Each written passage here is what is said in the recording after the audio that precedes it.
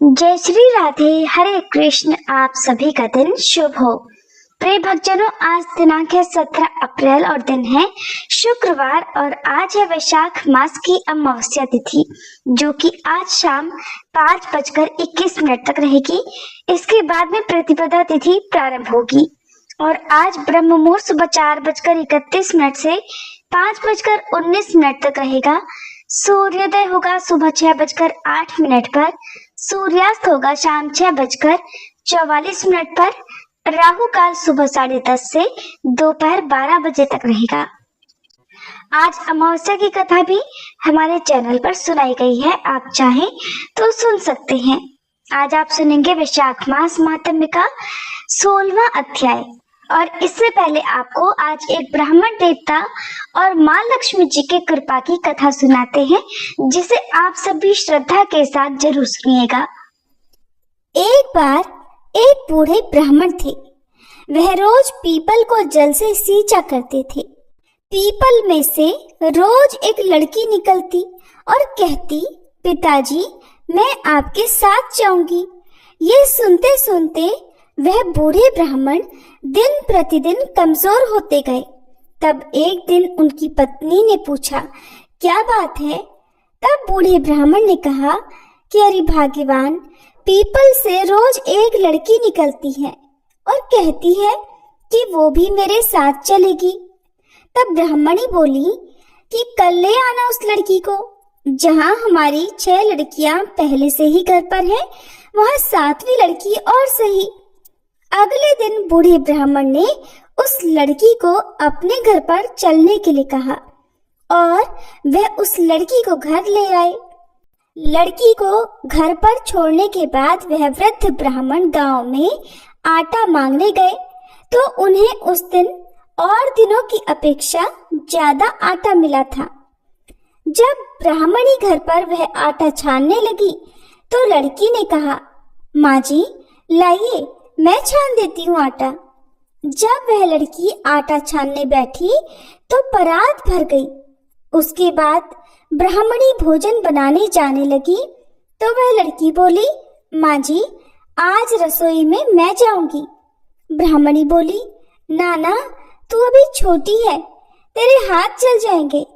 लेकिन लड़की नहीं मानी और वह रसोई में भोजन बनाने चली गई तो उसने कुछ ही देर में तरह तरह के 3600 व्यंजन बना डाले और आज तो सभी ने भरपेट भोजन किया। इससे पहले वह सभी आधा पेट भूखा ही रहते थे। रात हुई तो ब्राह्मणी का भाई आया और कहने लगा, दीदी मुझे तो भूख लगी है, मैं भोजन करूंगा। ब्राह्मणी परेशान हो गई कि अब रात को वह खाना कहाँ से लाएंगी। तब लड़की ने पूछा, माँ जी क्या बात है? ब्राह्मणी ने कहा कि तेरा मामा आया है और वह रोटी खाएगा, लेकिन रोटी तो सबने खा ली है, अब उसके लिए मैं कहाँ से लाऊंगी? लड़की बोली, माँ जी आप चिंता मत कीजिए, मैं बना दूंगी। और फिर वह लड़की रसोई में गई और मामा के लिए 3600 व्यंजन बना दिए। मामा ने भरपेट खाया और कहा कि ऐसा खाना तो इससे पहले उसने कभी नहीं खाया है। ब्राह्मणी ने कहा, भाई तेरी पावनी भांजी है, उसी ने बनाया है। शाम हुई तो लड़की बोली, माँ चौका लगा के चौके का दिया जला देना, मैं आज कोठे में सोऊंगी। ब्राह्मणी बोली, ना बेटी तू डर जाएगी। लेकिन वह लड़की बोली, ना माँ जी मैं बिल्कुल भी नहीं डरूंगी, मैं तो अंदर कोठे में ही सोऊंगी। और वह जाकर अंदर कोठे में सो गई। आधी रात को वह लड़की उठी और चारों ओर आंख घुमा कर देखा तो चारों ओर धन ही धन हो गया। इसके बाद वह लड़की बाहर जाने लगी तो वह वृद्ध ब्राह्मण आंगन में सो रहे थे। उन्होंने देखा तो पूछा, अरे बेटी तू कहाँ चली? लड़की बोली, बाबा जी मैं तो दरिद्रता दूर करने आई थी, अगर तुम्हें दूर करवानी है तो करवा लो। फिर उस लड़की ने आंगन में भी चारों ओर आंख घुमाकर देखा तो चारों ओर धन के भंडार भर गए। सुबह सवेरे जब सब उठे तो लड़की को ना पाकर सब उसे ढूंढने लगे कि पावनी बेटी कहाँ चली गई। वृद्ध ब्राह्मण ने कहा कि वो तो लक्ष्मी माता थी जो हम सब की दरिद्रता भी दूर कर गई हैं। हे लक्ष्मी माता, जैसे आपने उन वृद्ध ब्राह्मण की दरिद्रता दूर की वैसे ही सबकी करना। कहानी को कहते सुनते हुंकारा भरते सबकी करना। प्रेम से बोलो लक्ष्मी माता की जय। वैशाख मास ये वो दिव्य समय है जब स्वयं भगवान विष्णु की कृपा पृथ्वी पर विशेष रूप से बरसती है। शास्त्रों में कहा गया है कि इस पूरे महीने किया गया जप, तप, स्नान, दान और स्तोत्र पाठ कई गुना फल देता है। लेकिन इन सभी में एक विशेष साधना है, प्रतिदिन पाप प्रशमन या पाप नाशन स्तोत्र का श्रवण। भक्तों, हम सभी जाने अनजाने में अनेकों पाप कर बैठते हैं, विचारों से, वाणी से या कर्मों से, और ये पाप हमारे जीवन में दुख, बाधाएं और अशांति का कारण बनते हैं। ऐसे में वैशाख मास में प्रतिदिन पाप नाशन स्तोत्र सुनना मनो आत्मा को शुद्ध करने का एक दिव्य उपाय है। कहा जाता है कि जो व्यक्ति इस पवित्र महीने में श्रद्धा के साथ इस स्तोत्र को सुनता है, उसके संचित पाप धीरे धीरे नष्ट होने लगते हैं, उसका मन शुद्ध होता है और उसके जीवन में सकारात्मक ऊर्जा का संचार होता है। इतना ही नहीं, उस पर भगवान श्री हरि की विशेष कृपा भी बनी रहती है। तो आइए भक्तजनों, इस वैशाख मास में एक संकल्प लें, प्रतिदिन पाप नाशन स्तोत्र सुनने का, ताकि हमारा जीवन पवित्र बने, मन शांत हो और भगवान की भक्ति में हमारा मन और अधिक स्थिर हो जाए। महर्षि वेद व्यास जी द्वारा रचित 18 पुराणों में से एक अग्नि पुराण में अग्निदेव द्वारा महर्षि वशिष्ठ को दिए गए विभिन्न उपदेश हैं और इसी के अंतर्गत इस समस्त पाप नाशक स्तोत्र के बारे में महात्मा पुष्कर कहते हैं कि मनुष्य चित्त की मलिनतावश चोरी, हत्या, पर स्त्री गमन आदि तरह तरह के पाप करता है, पर जब चित्त कुछ शुद्ध होता है तब उसे इन पापों से मुक्ति की इच्छा होती है। उस समय भगवान नारायण की दिव्य स्तुति करने से समस्त पापों का प्रायश्चित पूर्ण हो जाता है। इसलिए इस दिव्य स्तोत्र का नाम समस्त पाप नाशक स्तोत्र है। महात्मा पुष्कर कहते हैं, सर्वव्यापी श्री विष्णु को सदा नमस्कार है, श्री हरि विष्णु को नमस्कार है। मैं अपने चित्त में स्थित सर्वव्यापी अहंकार शून्य श्री हरि को नमस्कार करता हूँ। मैं अपने मानस में विराजमान अव्यक्त, अनंत और अपराजित परमेश्वर को नमस्कार करता हूँ। सबके पूजनीय, जन्म और मरण से रहित, प्रभावशाली श्री विष्णु को नमस्कार है। श्री विष्णु मेरे चित्त में निवास करते हैं। श्री विष्णु मेरी बुद्धि में विराजमान है। श्री विष्णु मेरे अहंकार में प्रतिष्ठित हैं और श्री विष्णु मुझ में भी स्थित हैं। वे श्री विष्णु ही चराचर प्राणियों के कर्मों के रूप में स्थित हैं। उनके चिंतन से मेरे पाप का विनाश हो। जो ध्यान करने पर पापों का हरण करते हैं और भावना करने से स्वप्न में दर्शन देते हैं। इंद्र के अनुज शरणागतों का दुख दूर करने वाले उन पापापहारी श्री विष्णु को मैं नमस्कार करता हूँ।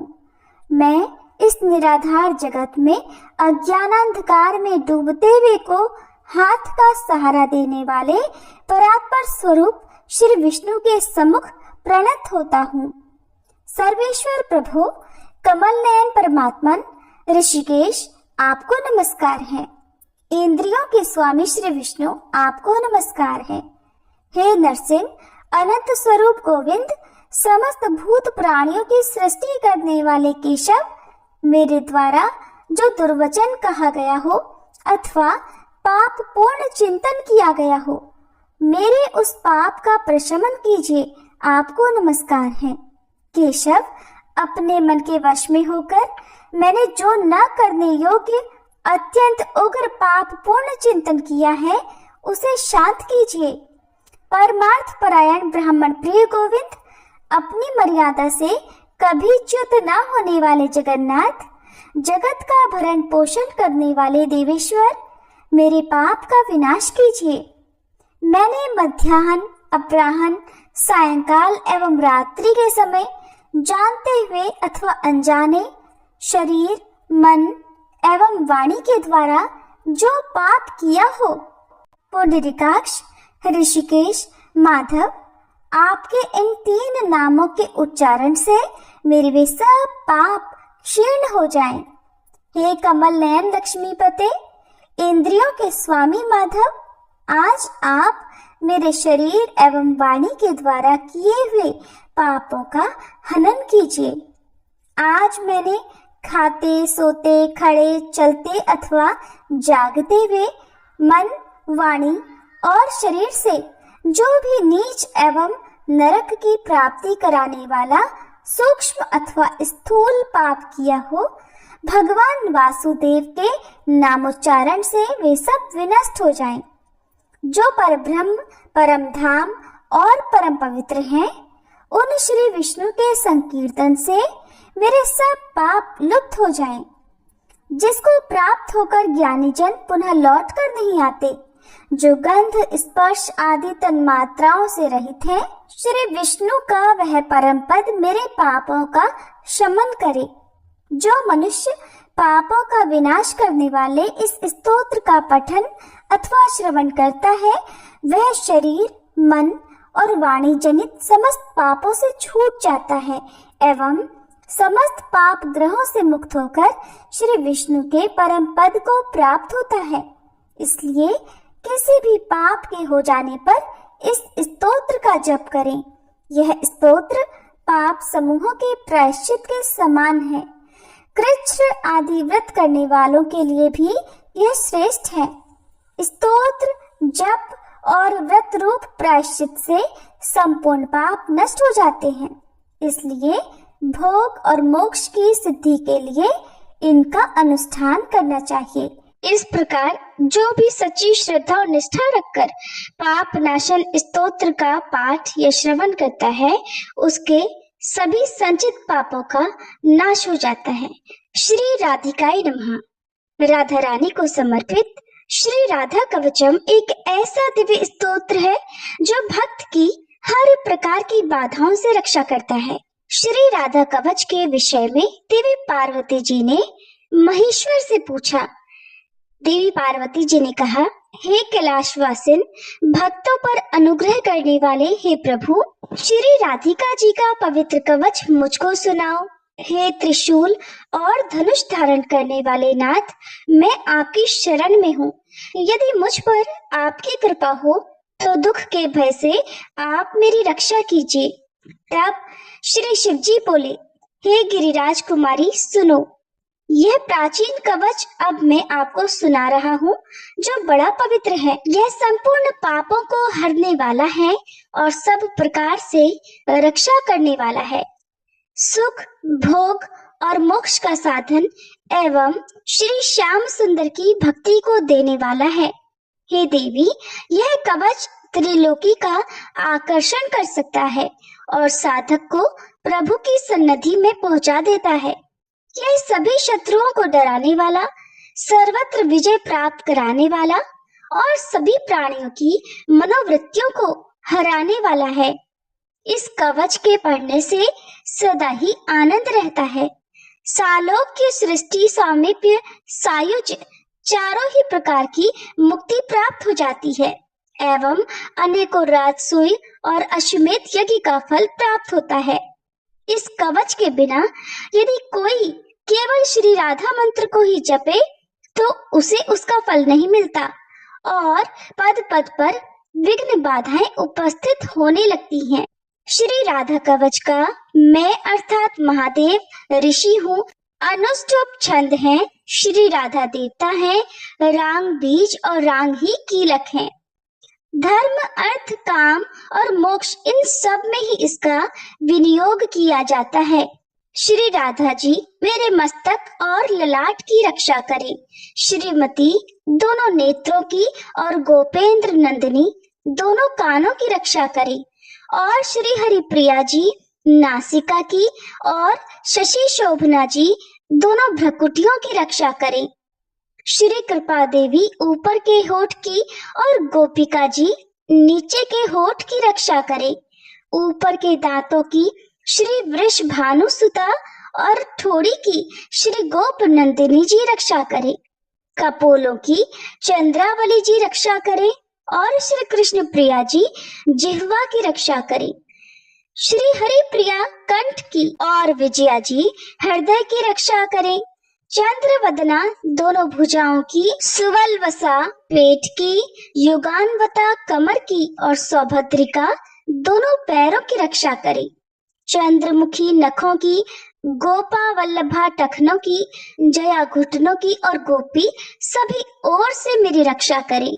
शुभ प्रदा पीठ की, पेट की, श्रीकांत वल्लभा जानू अर्थात घुटनों की, जया और हरिणी मेरी सभी ओर से रक्षा करें।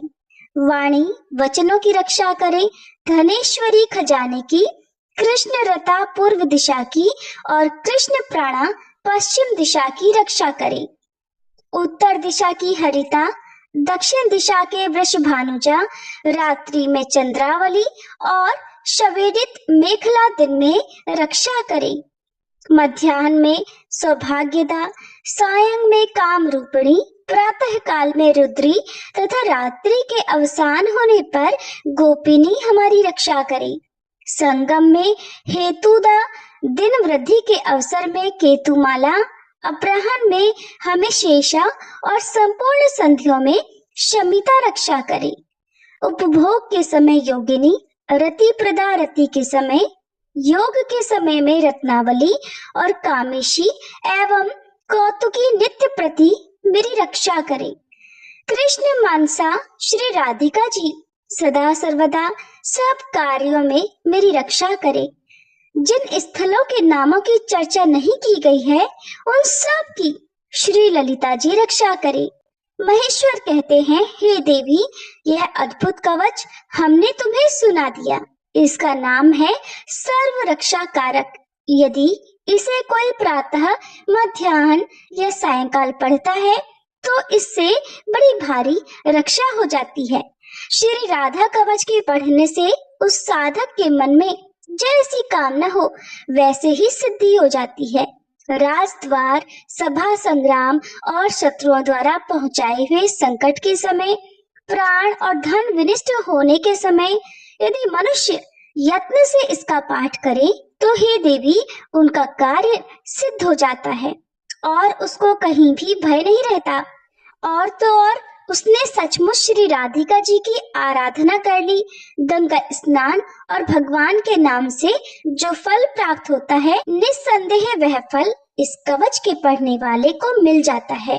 हल्दी, गोरोचन, चंदन से भोजपत्र पर इस कवच को लिखकर जो कोई मस्तक, भुजा और कंठ में बांध ले, हे देवी, वह हरि के समान हो जाता है।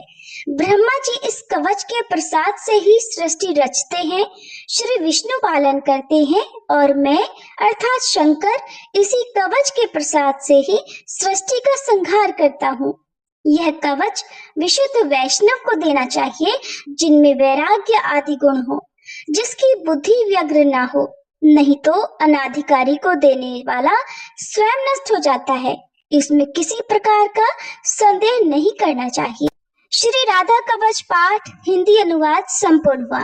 सभी प्रेम से बोलिए बरसाने वाली राधा रानी की जय। अब सुनिए आज का महात्म्य। एक समय की बात है, किसी गांव में मंगला नाम का एक किसान रहा करता था। वह खेती बाड़ी से अपना घर चलाता था। भाग्यवश जब भी उसकी कोई संतान होती तो उसकी अकाल मृत्यु हो जाती। इस तरह मंगला के 6 बच्चे काल का ग्रास बन गए। इस दुख से मंगला और उसकी पत्नी बहुत दुखी रहा करते थे। फिर एक समय ऐसा आया जब मंगला के घर में बंधे पशुओं ने भी दूध देना बंद कर दिया और खेतों में भी फसल नाम मात्र को रह गई। अपने ऊपर आते एक के बाद एक संकट से वह दोनों पति पत्नी बहुत चिंता में रहने लगे। एक दिन मंगला ने देखा कि खेत में लगा हुआ पीपल का पेड़ भी सूखने लगा है। फिर एक दिन वह दोनों पति पत्नी पीपल के उस पेड़ के नीचे बैठे अपने ऊपर आए इस दुख और संकट के बारे में बात कर रहे थे। बात करते करते वह जोर जोर से रोने लगे। उन दोनों के रोने की आवाज वहां से गुजर रहे एक महात्मा के कानों में पड़ गई। महात्मा ने सोचा, ऐसी कौन सी विपत्ति है जो ये दोनों पति पत्नी एक साथ बैठकर रो रहे हैं। वह महात्मा पीपल के वृक्ष के नीचे बैठे किसान और उसकी पत्नी के पास पहुंचे। महात्मा को देखकर दोनों ने उन्हें प्रणाम किया।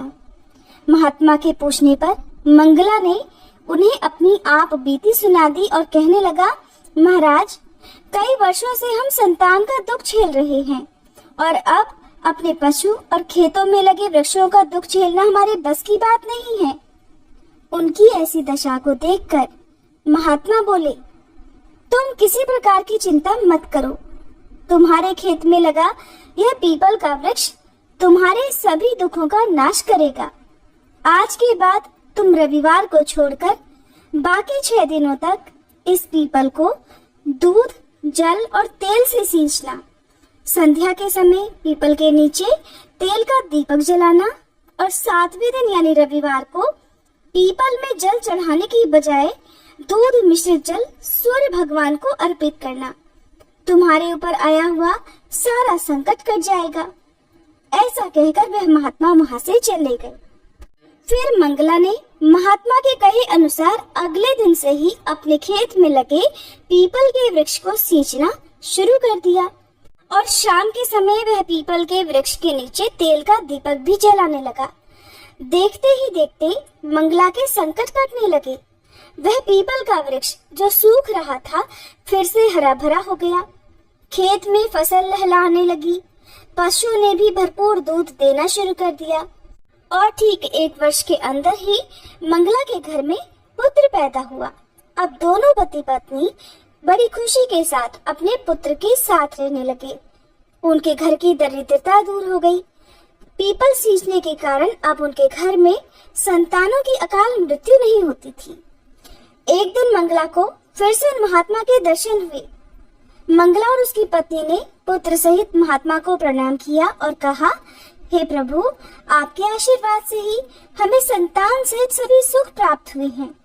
महात्मा बोले, ये मेरा आशीर्वाद नहीं बल्कि तुम्हारे पितृ पूर्वजों का आशीर्वाद है जिनका दोष तुम्हें लगा हुआ था। पितरों को प्रसन्न रखने या उनकी शांति के लिए पीपल की पूजा सबसे ऊपर बताई गई है।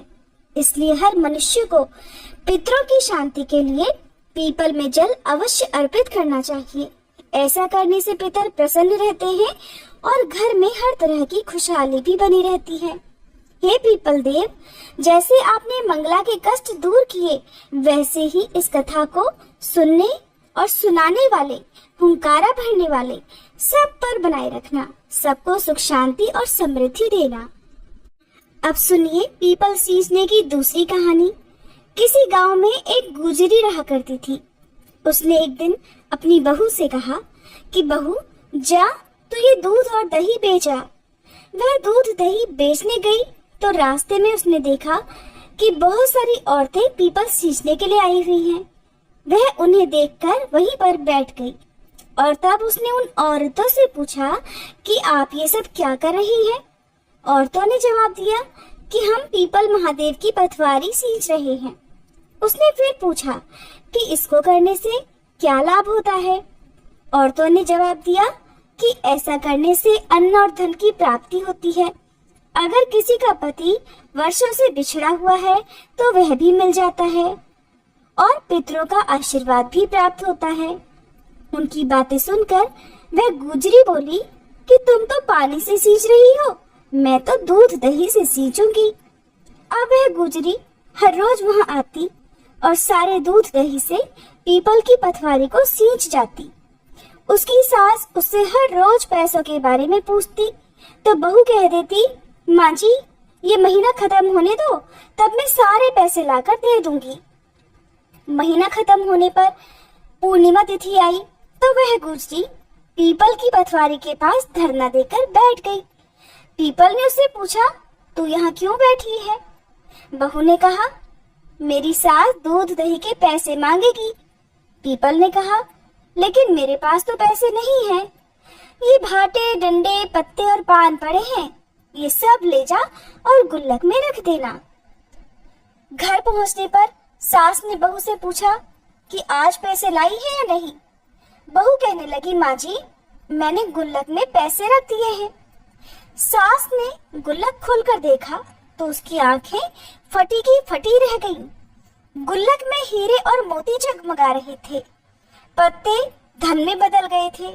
ये सब देखकर सास बहुत हैरान हो गई। पूछने लगी, बहू सच सच बता, इतना धन कहाँ से लाई है? बहू ने सारी बात सास को बता दी। उसने तो दूध दही से पीपल की पटवारी सींच दी थी और पैसे मांगने पर पीपल ने पत्ते, डंडे और भाटे दे दिए थे और वह गुल्लक में रखने से हीरे मोती बन गए। बहू की बात सुनकर सास बोली कि बहू, मैं भी अब पीपल की पटवारी सींचने जाऊंगी। अब सास दूध दही तो बेच आती, दूध और दही की खाली हांडी को धोकर पीपल की पटवारी में रख देती थी। घर आकर वह बहू से कहती, बहू तू मुझसे पैसे मांग। तब बहू कहती, माँ जी, कभी बहू भी सास से पैसे मांगती है क्या? लेकिन सास के बार बार कहने पर आखिरकार बहू ने सास से पैसे मांग लिए।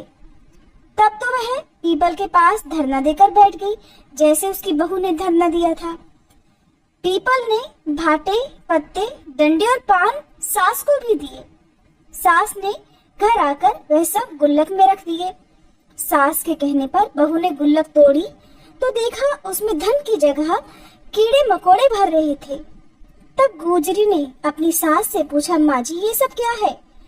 सास कीड़े देखकर बोली, बहू पीपल पटवारी ने तो तुझे धन दिया, लेकिन मुझे कीड़े क्यों दिए?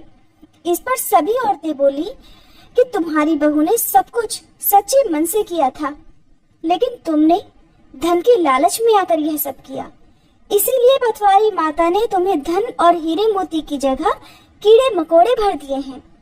इसलिए इस कथा के बाद सभी को हाथ जोड़कर कहना चाहिए, हे पटवारी माता, जैसा आपने बहू को दिया वैसे ही अपने भक्तों को देना, लेकिन जैसा सास को दिया वैसा किसी को नहीं देना। ये थी पीपल सींचने की कहानी। अब सुनिए आज का महात्म्य। आज श्री सूत जी महाराज आकाश गंगा तीर्थ की महिमा के बारे में और रामानुज पर भगवान की कृपा तथा भगवत भक्तों के लक्षण के बारे में बताएंगे। श्री सूत जी कहते हैं, हे तपोधनो, रामानुज नाम से प्रसिद्ध एक जितेंद्रीय विष्णु भक्त ब्राह्मण थे। धर्मात्मा रामानुज ने वानप्रस्थ आश्रम में स्थित होकर आकाश गंगा तीर्थ के पास में कठिन तपस्या की। गर्मी में वे भगवान विष्णु का ध्यान करते हुए पंचाग्नि के बीच में स्थित रहते थे। वर्षा ऋतु में खुले आसमान के नीचे बैठकर मुख से अष्टाक्षर अर्थात ओम नमो नारायणाय इस मंत्र का जप और हृदय में भगवान जनार्दन का ध्यान किया करते थे तथा जाड़ों में जल के अंदर निवास करते थे। वे समस्त प्राणियों के हितैषी, जितेंद्रिय तथा सभी प्रकार के द्वंद्वों से दूर रहने वाले थे। उन्होंने कितने ही वर्षों तक केवल सूखे पत्ते खाकर अपना जीवन बिताया। कुछ समय तक केवल जल पर ही निर्भर रहे और कुछ वर्षों तक केवल वायु पीकर ही जीवित रहे। इसके बाद उनकी तपस्या से संतुष्ट होकर भक्त वत्सल भगवान विष्णु ने उन्हें प्रत्यक्ष दर्शन दिया। भगवान के हाथों में शंख, चक्र, गदा आदि शोभा पा रहे थे। उनके नेत्र विकसित कमल के दलों की तरह सुंदर थे। श्री अंगों की दिव्य प्रभा कोटि कोटि सूर्य के समान थी। वे विनीतानंदन गरुड़ पर आरूढ़ होकर छत्र और चमर से सुशोभित थे। हार, भुजबंद, मुकुट और कड़े आदि आभूषण उनके अंगों की शोभा बढ़ा रहे थे। विश्वक्सेन और सुनंद आदि पार्षद भगवान को सब ओर से घेरकर खड़े हुए थे। वीणा, वेणु और मृदंग आदि बाजे बजाने वाले नारद आदि के द्वारा उनकी महिमा का गान हो रहा था। भगवान का ऐश्वर्य परम उत्तम रूप से प्रकट हो रहा था। वे पीतांबर से शोभायमान थे। उनके वक्षस्थल में श्री लक्ष्मी जी का निवास था। श्याम मेघ के समान उनकी कांति थी। दोनों पार्श्व भाग में खड़े हुए सनक आदि महायोगी भगवान की सेवा में लगे हुए थे। अपनी मंद मंद मुस्कान से तीनों लोगों को मोहते और अंगों की दिव्य प्रभा से दसों दिशाओं को सम्मानित और प्रकाशित करते हुए भक्त सुलभ दया निधान भगवान वेंकटेश्वर महामुनि रामानुज के समीप उपस्थित हुए। उन्होंने अपनी चारों बाहों से मुनि को पकड़कर अपने हृदय से लगा लिया और प्रेम पूर्वक कहने लगे कि महामुने, कोई वर मांगो, मैं तुम्हारी तपस्या से बहुत प्रसन्न हूँ। तुमने जो नमस्कार किया है उससे मेरा प्रेम और बढ़ गया है। अब मैं तुम्हें वर देने के लिए उपस्थित हुआ हूँ। तब रामानुज बोले, हे नारायण रमानाथ, हे श्रीनिवास, जगन्मयी जनार्दन, जगत धाम, हे गोविंद नरकांतक, वेंकटाचल शिरोमणि, मैं तो आपके दर्शन से ही कृतार्थ हो गया। धर्मनिष्ठ पुरुष आपको नमस्कार करते हैं क्योंकि आप धर्म के रक्षक हैं। जिन्हें महादेव जी और ब्रह्मा जी भी नहीं जानते, तीनों वेदों को भी जिनका ज्ञान नहीं हो पाता, उन्हीं आप परमात्मा को आज मैं जान पाया हूँ। इससे अधिक और कौन सा वरदान मेरे लिए हो सकता है? प्रभु, जिन्हें योगी नहीं देख पाते, केवल कर्मकांडी लोग जिनकी झांकी नहीं कर पाते, उन्हीं आप परमात्मा का आज मुझे प्रत्यक्ष दर्शन हो रहा है। इससे बढ़कर भला मेरे लिए और क्या हो सकता है? संपूर्ण जगत के हे स्वामी वेंकटेश्वर, मैं तो बस इतने से ही कृतार्थ हो गया हूँ।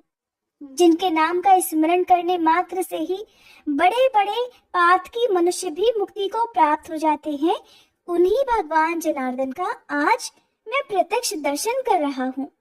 प्रभु, आपके युगल चरणारविंदों में मेरी बस इसी तरह से अविचल भक्ति बनी रहे। आप बस मुझे यही वरदान दीजिए। तब श्री भगवान कहने लगे, महामते रामानुज, मुझ में तुम्हारी दृढ़ भक्ति हो। हे ब्राह्मण, मेरी कही हुई दूसरी बात भी सुनो।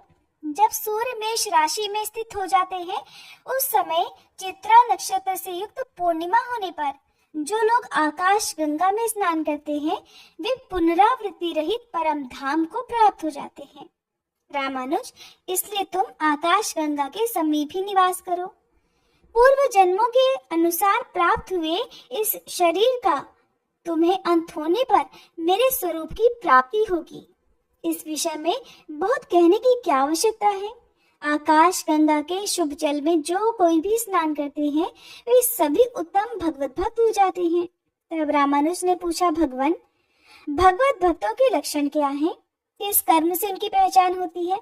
मैं आपके श्री मुखारविंद से इस विषय को सुनना चाहता हूँ। तब भगवान वेंकटेश बोले, मुनिश्रेष्ठ, तुम भगवत भक्तों के लक्षण सुनो। जो सभी प्राणियों के हितैषी हैं, जिनमें दूसरों के दोष देखने का स्वभाव नहीं है, जो किसी से भी ईर्ष्या नहीं रखते और ज्ञानी, निष्पराह तथा शांत चित्त है, वे श्रेष्ठ भगवत भक्त हैं। जो मन, वाणी और क्रिया द्वारा दूसरों को कभी पीड़ा नहीं देते और जिनमें संग्रह करने का स्वभाव भी नहीं है तथा उत्तम कथा सुनने में जिनकी सात्विक बुद्धि हमेशा तत्पर रहती है, और जो मेरे चरणारविंदों के भक्त हैं, जो उत्तम मानव माता पिता की सेवा करते हैं, देव पूजा में सदा तत्पर रहते हैं, जो भगवत पूजन के कार्य में सहायक होते हैं और पूजा होती देखकर मन में आनंद मनाते हैं, वे भगवत भक्तों में सर्वश्रेष्ठ हैं। जो ब्रह्मचारियों और सन्यासियों की सेवा करते हैं तथा दूसरों की निंदा कभी नहीं करते, जो श्रेष्ठ मनुष्य सबके लिए हितकारक वचन बोलते हैं और जो लोक में सद्गुणों के ग्राहक हैं, वे उत्तम भगवत भक्त हैं। जो सब प्राणियों को अपने ही समान देखते हैं तथा शत्रु और मित्र में भी एक जैसा भाव रखते हो, जो धर्मशास्त्र के वक्ता और सत्यवादी हैं और जो ऐसे पुरुषों की सेवा में रहते हैं, वे सभी उत्तम भगवत भक्त हैं। दूसरों की सफलता देखकर जो प्रसन्न होते हैं तथा भगवान नामों का कीर्तन करते रहते हैं, जो भगवान के नामों का अभिनंदन करते, उन्हें सुनकर अत्यंत प्रसन्नता से भर जाते और संपूर्ण अंगों में रोमांचित हो उठते हैं, जो अपने आश्रमोचित आचार के पालन में तत्पर हैं, अतिथियों की पूजा करने वाले तथा वेदार्थ के वक्ता हैं, वे उत्तम वैष्णव हैं। जो अपने पढ़े हुए शास्त्रों को दूसरों के लिए बतलाते हैं और जो सभी और केवल गुणों को ही ग्रहण करने वाले हैं, जो एकादशी का व्रत करते, मेरे लिए सत्कर्मों का अनुष्ठान करते रहते, मुझ में मन लगाते, मेरा भजन करते, मेरे भजन के लिए सदा लालयित रहते और सदा मेरे नामों के स्मरण में तत्पर रहते हैं, वे उत्तम भगवत भक्त हैं। सद्गुणों की ओर जिनकी स्वाभाविक प्रवृत्ति है, वे सभी श्रेष्ठ भक्त हैं। ऐसा कहकर भगवान वेंकटेश मौन हो गए। अब ऋषियों ने पूछा, हे सूत जी महाराज, दान किसको देना चाहिए और दान का समय कौन सा है? कृपा पूर्वक आप ये भी बताइए।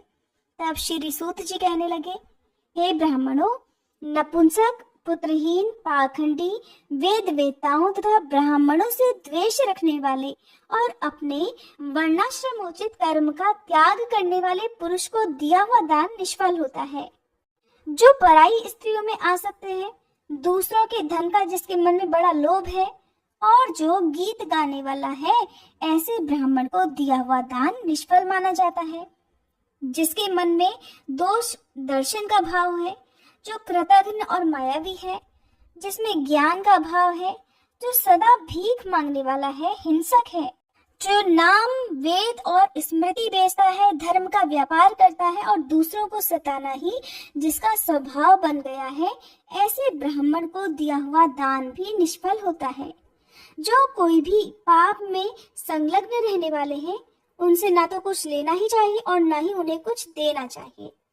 उत्तम कर्म में तत्पर क्षत्रिय, अग्निहोत्री, जीविकाहीन, दरिद्र या फिर कुटुंबी ब्राह्मण को ही दान देना चाहिए। जो देवताओं की पूजा में लगा रहने वाला और पुराणों की कथा बांचने वाला है, ऐसे ब्राह्मण को, उनमें भी प्रायः जो दरिद्र हो, उन्हें दान देना उचित है। पाखंडी, पतित, संस्कार भ्रष्ट, वेद बेचने वाले, कृतघ्न तथा पाप परायण ब्राह्मण को तो कभी प्रणाम तक न करे। जो स्नान कर रहा हो, जिसके हाथ में समिधा और फूल हो, जिसने जलपात्र ले रखा हो और जो भोजन कर रहा हो, ऐसे व्यक्ति को भी प्रणाम न करे। जो कलह प्रिय, अत्यंत क्रोधी, दमन करने वाला, जन समुदाय के बीच में स्थित रहने वाला, भिक्षान्नधारी और सोया हुआ हो, उसे भी प्रणाम न करे। रजस्वला, व्यभिचारिणी, सूतिका, गर्भपात करने वाली, व्रत नाश करने वाली तथा अत्यंत क्रोध में भरी हुई स्त्री को भी कभी प्रणाम न करे। जो श्राद्ध के नियम में नियुक्त हो, देवताओं की पूजा कर रहा हो अथवा यज्ञ और तर्पण कर रहा हो, उस समय ऐसे पुरुष को भी प्रणाम न करे। अगर श्राद्ध के लिए कोई सुपात्र ब्राह्मण ना मिले तो केवल सूत काटकर यानी जनेऊ आदि बनाकर जीविका चलाने वाले सदाचारी और पुत्रवान ब्राह्मण को श्राद्ध के लिए आमंत्रित करे। अगर वो भी ना मिले तो पुत्र को या छोटे भाई को या फिर अपने को ही श्राद्ध में नियुक्त करना चाहिए। पुत्रहीन ब्राह्मण को किसी भी प्रकार श्राद्ध के लिए नियुक्त ना करे। पूर्व काल में श्रीवत्स गोत्र में उत्पन्न पद्मनाभ नामक एक जितेंद्रीय ब्राह्मण था। वह दयालु, उपवासशील, सत्यवादी, सभी प्राणियों को अपने ही समान देखने वाला और विषय कामना से रहित था। सभी भूतों का हितैषी, मन और इंद्रियों को वश में रखने वाला तथा सब प्रकार से द्वंद्वों से रहित था। कितने ही वर्ष तक वह सूखे पत्ते चबा कर रहा, कुछ समय तक जल पीकर रहा और कुछ वर्ष तक उसने केवल वायु का सेवन किया। इस प्रकार महामुनि पद्मनाभ ने 12 वर्षों तक कठिन तपस्या की। इसके बाद भगवान लक्ष्मीपति ने पद्मनाभ की तपस्या से संतुष्ट होकर उन्हें प्रत्यक्ष दर्शन दिया। उन्हें देखकर पद्मनाभ मुनि ने उनकी स्तुति की। चक्र तीर्थ निवासी पद्मनाभ मुनि के द्वारा स्तुति किए जाने पर परम ऐश्वर्यशाली, विश्वरूप, दयानिधान वेंकटनाथ भगवान श्रीनिवास जी बहुत संतुष्ट हुए और बोले, महाभाग, तुम मेरे चरणारविंदों के पूजक हो। हे ब्राह्मण, इस चक्र तीर्थ तट पर मेरी पूजा करते हुए तुम एक कल्प निवास करो। ऐसा कहकर भगवान वहीं अंतर ध्यान हो गए। तब से परम बुद्धिमान पद्मनाभ मुनि चक्र तीर्थ के किनारे ही निवास करने लगे। कुछ समय के बाद वहां एक भयंकर राक्षस आया। वह क्रूर भूख से पीड़ित होकर नारायण परायण पद्मनाभ मुनि को अपना भोजन बनाना चाहता था। उसने बड़ी तेजी से ब्राह्मण को पकड़ लिया। तब उन्होंने शरणागतों के रक्षक दया सागर चक्रपाणी श्री नारायण को पुकारा और बार बार ऐसा कहा, प्रभु रक्षा कीजिए हे वेंकटेश, हे दया सिंधु, हे शरणागत पालक, हे पुरुष से मैं राक्षस के वश में आ गया हूँ, मेरी रक्षा कीजिए प्रभु। हे लक्ष्मीकांत, हे दुखारी, हे विष्णुदेव, हे बैकुंठनाथ, हे गरुड़ध्वज, आपने ग्रह के चंगुल में फंसे हुए गजराज की जिस प्रकार रक्षा की थी, उसी प्रकार इस राक्षस के आक्रमण से दबे हुए मुझ भक्त की भी रक्षा कीजिए। हे दामोदर, हे जगन्नाथ, हे हिरण्यकश्यपु दैत्य का मर्दन करने वाले नरसिंह, प्रहलाद जी की तरह मैं भी राक्षस के द्वारा अत्यंत पीड़ित हूँ, इसलिए उन्हीं के समान आप मेरी भी रक्षा कीजिए प्रभु, रक्षा कीजिए। पद्मनाभ के इस प्रकार स्तुति किए जाने पर और स्मरण किए जाने पर अपने भक्त के ऊपर आया हुआ भय जानकर दयानिधान चक्रपाणी ने भक्त की रक्षा के लिए अपने चक्र को भेजा। भगवान का वह चक्र बड़ी तेजी से चक्र तीर्थ के तट पर आया। वह अनंत सूर्य के समान तेजस्वी तथा अनंत अग्नि के समान ज्वालमालाओं से प्रज्वलित था। उससे बड़े जोर की गड़गड़ाहट हो रही थी। बड़े बड़े असुरों का संहार करने वाले उस सुदर्शन चक्र को देखकर राक्षस भागा, परंतु सुदर्शन ने सहसा पास पहुंचकर उसका मस्तक काट डाला। राक्षस को धरती पर पड़ा हुआ देखकर विप्रवर पद्मनाभ मुनि अत्यंत प्रसन्न होकर सुदर्शन चक्र की स्तुति करने लगे। पद्मनाभ मुनि बोले, संपूर्ण विश्व के संरक्षण की दीक्षा लेने वाले हे विष्णु चक्र, आपको नमस्कार है। आप भगवान नारायण के कर कमल को विभूषित करने वाले हैं। आप युद्ध में असुरों का संहार करने में कुशल हैं। अतिशय गर्जना करने वाले हे सुदर्शन, आप भक्तों की पीड़ा का नाश करते हैं। आपको नमस्कार है। मैं भय से व्याकुल हूँ। आप सभी प्रकार के भय, पाप, ताप से मेरी रक्षा कीजिए। स्वामिन, हे सुदर्शन, हे प्रभु, संकट से मुक्ति चाहने वाले संपूर्ण जगत का हित करने के लिए आप सदा ही इस चक्र तीर्थ में निवास कीजिए। पद्मनाभ ब्राह्मण के ऐसा कहने पर भगवान विष्णु के चक्र ने अपने स्नेह से उन्हें तृप्त सा करते हुए कहा, पद्मनाभ, ये चक्र तीर्थ अत्यंत उत्तम और पवित्र है। मैं संपूर्ण लोकों का हित करने के लिए अब सदा ही इस तीर्थ में निवास करूंगा। आपके ऊपर दुरात्मा राक्षस के द्वारा आए हुए संकट का विचार करके ही भगवान विष्णु से प्रेरित होकर मैं शीघ्र यहाँ आ पहुंचा।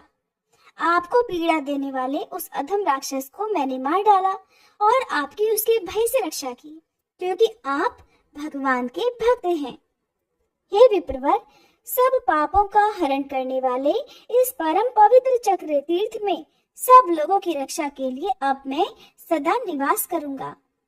मेरे निवास करने से ये तीर्थ चक्र तीर्थ के नाम से प्रसिद्ध होगा, और जो मनुष्य इस मोक्षदायक चक्र तीर्थ में स्नान करेंगे, उन सब के पुत्र पौत्र आदि वंशज निष्पाप होकर भगवान विष्णु के परम धाम को प्राप्त होंगे।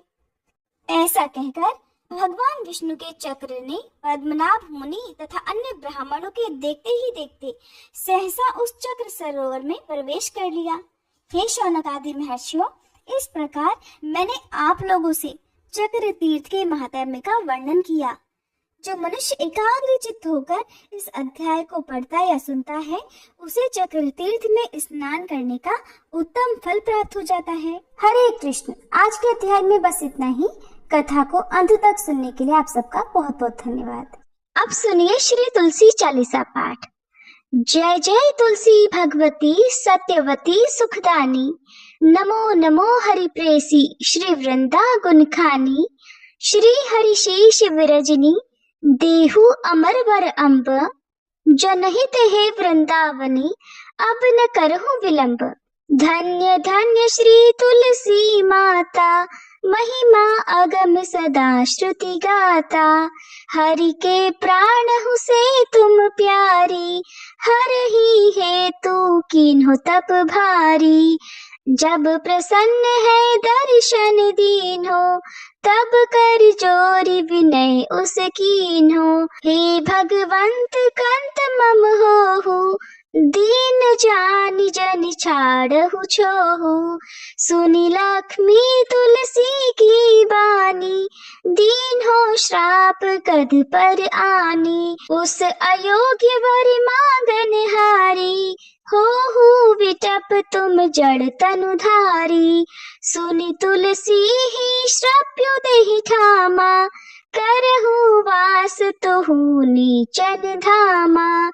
दियो वचन हरि तब तत्काला, सुनहु सुमुखी जनि होहु विहाला। समय पाई व्यवहारो पाति तोरा, पूजहि आस वचन सत मोरा। तब गोकुल मह गोप सुदामा, तासु भई तुलसी तू बामा। कृष्ण रास लीला के माही, राधे शक्य प्रेम लखी नाही। दियो श्राप तुलसी तत्काला, नर लोक ही तुम जन्महु बाला। यो गोप वह दानव राजा, शंख चूर्ण नामक शिर ताजा। तुलसी भई तासु की नारी, परम सती गुण रूप अगारी। अस द्वै कल्प बीत जब गयहु, कल्प तृतीय जन्म तब भयहु। वृंदा नाम भयो तुलसी को, असुर जलंधर नाम पति को। कर अति द्वंद अतुल बल धामा, कीन्हा शंकर से संग्रामा। जब निज सैन्य सहित शिव हारे, मरहि न तब हर हर ही पुकारे। पतिव्रता वृंदा थी नारी, को न सके पति संहारी। तब जलंधर ही वेश बनाई, वृंदाढिग हरि पहुँच्यो जाई। शिव हित लही करी कपट प्रसंगा, कियो सतेत्व धर्म तो ही भंगा। भयो जलंधर कर संहारा, सुनी उर शोक अपारा।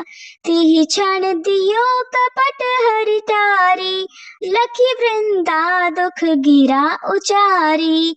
जलंधर जस हत्यो अभीता, सोई रावण तस हरहि सीता। अस प्रस्तर सम हृदय तुम्हारा, धर्म खंडी मम पति ही संहारा। यही कारण लही श्राप हमारा, होवे तनु पाषाण तुम्हारा। सुनि हरि तुरत ही वचन उचारे, दियो श्राप बिना विचारे। लख्यो ना निज कर दूति पति को, छलन चाहियो जब पार्वती को। जड़मति तुहु अस हो जड़ रूपा, जग में तुलसी विटप अनूपा। धाग्य रूप हम शाली ग्रामा, नदी गंड की बीच ललामा। जो तुलसी दल हम ही चढ़ई है, सब सुख भोगी परम पद पई है। बिन तुलसी हरि जलत शरीरा, अतिशय उठत शीश उर पीरा। जो तुलसी दल हरि शीर धारत, सो सहस्त्र घट अमृत डारत। तुलसी हरि मन रंजनिहारी, रोग दोष दुख भंजनिहारी। प्रेम सहित हरि भजन निरंतर, तुलसी राधा में नाही अंतर। व्यंजन हो छपनहु प्रकारा, बिन तुलसी दल ना हरि ही प्यारा। सकल तीरथ तुलसी तरु छाही, लहत मुक्ति जन संशय नाही। कवि सुंदर एक हरि गुण गावत, तुलसी निकट सहस गुण पावत। बसत निकट दुर्वासा धामा, जो प्रयास ते पूर्व ललामा। पाठ करहि जो नित नर नारी, हो ही सुख बाशहि त्रिपुरारी। तुलसी चालीसा पढ़ही तुलसी तरु ग्रह धारी, दीप दान करि पुत्र फल पावही बंध्यो नारी। सकल दुख दरिद्र हरि हार है परम प्रसन्न, आशी धन जन लड़ही ग्रह बसही पूर्णा अत्र। लाही अभिमत फल जगत में लाही पूर्ण सब काम, जे दल अर्पही तुलसी तह सहस बसही हरि राम। तुलसी महिमा नाम लख तुलसी सुत सुख राम, मानस 40 रचो जग में तुलसीदास। तुलसी महारानी की जय। श्री हरि विष्णु भगवान की जय। तुलसी महारानी नमो नमो, हरि की पटरानी नमो नमो। धन तुलसी पूरण तप कीनो, धन तुलसी पूरण तप कीनो। शालिग्राम बनी पटरानी नमो नमो, तुलसी महारानी नमो नमो। जाके पत्र मंजरी कोमल, जाके पत्र मंजरी कोमल। श्रीपति कमल चरण लपटानी नमो नमो, तुलसी महारानी नमो नमो। धूप दीप नैवेद्य आरती, धूप दीप नैवेद्य आरती। पुष्पन की वर्षा वर्षानी नमो नमो, तुलसी महारानी नमो नमो। 56 भोग 3600 व्यंजन, 56 भोग 3600 व्यंजन। बिन तुलसी हरि एक न मानी नमो नमो, बिन तुलसी हरि एक न मानी नमो नमो। तुलसी महारानी नमो नमो। सभी सखी मैया तेरो यश गावे, सभी सखी मैया तेरो यश गावे। भक्ति दान दीजे महारानी नमो नमो, तुलसी महारानी नमो नमो। हरि की पटरानी नमो नमो, तुलसी महारानी नमो नमो। तुलसी मैया की जय।